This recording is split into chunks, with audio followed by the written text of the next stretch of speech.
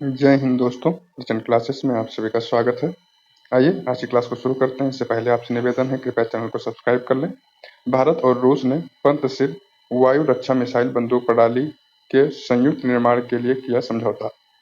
ऑस्ट्रेलियाई फिल्म निर्माता Philip Noyes को सत्यजीत रे लाइफ टाइम अचीवमेंट अवार्ड से किया जाएगा सम्मानित।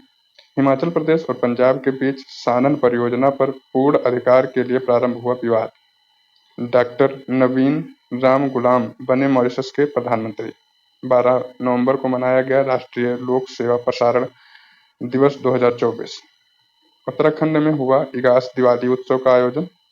रक्षा अंतरिक्ष एजेंसी ने पहली बार नई दिल्ली में अंतरिक्ष अभ्यास 2024 का किया उद्घाटन। जीएम अरविंद चिदम्बरम ने जीता चेन्नई ग्रैंड मास्टर्स 2024 का खिताब। सोनू सूद को थाईलैंड पर्यटन का ब्रांड एम्बेसडर किया गया नियुक्त। एवियन बोटुलिज्म के कारण राजस्थान की सांभर झील में 2 सप्ताह में हुई 600 प्रवासी पक्षियों की मौत। हिंडाल्को लगातार 5वें वर्ष S&P वैश्विक स्थिरता रैंकिंग में रही शीर्ष स्थान पर। आइए दोस्तों इसका विश्लेषण देखते हैं।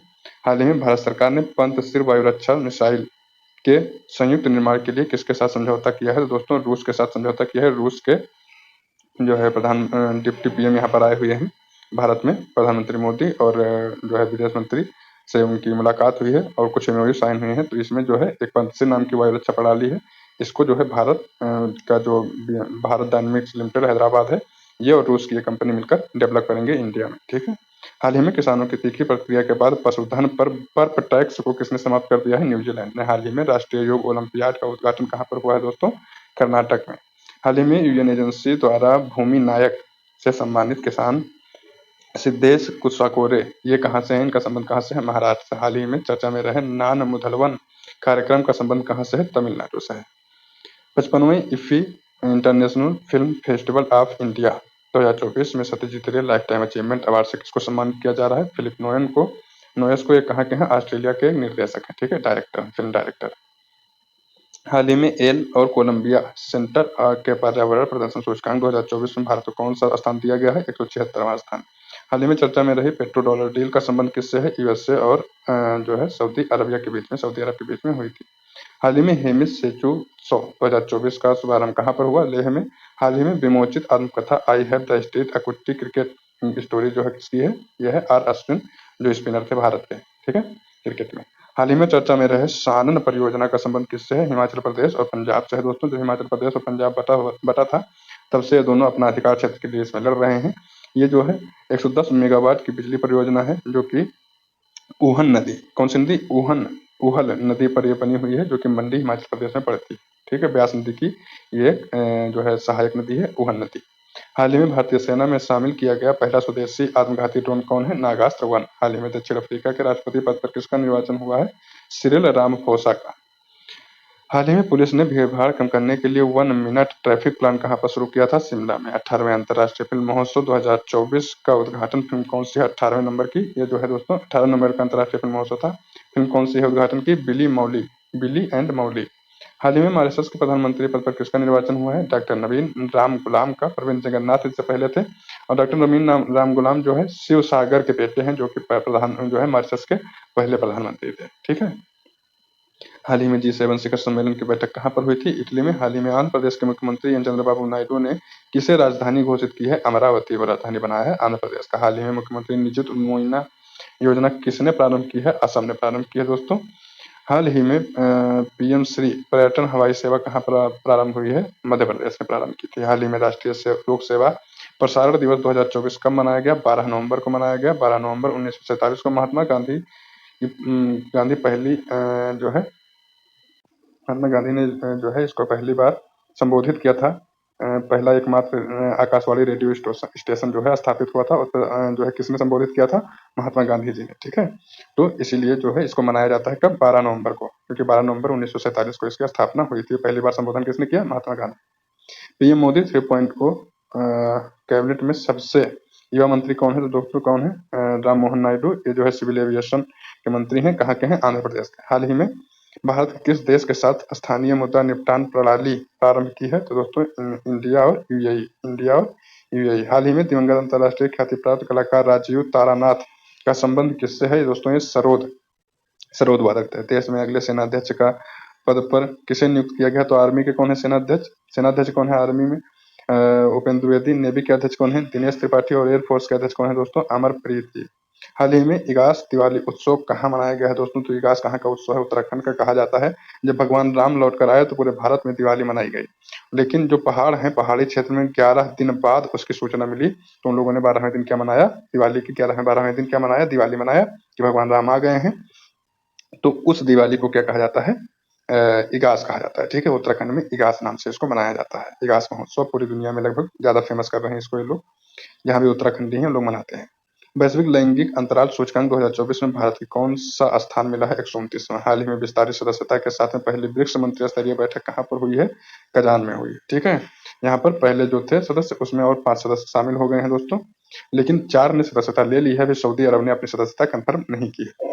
विश्व बैंक के कंटेनर पोर्ट प्रदर्शन सूचकांक 2023 में टॉप 20 में शामिल भारत का एकमात्र बंदरगाह कौन सा है? विशाखापत्तनम।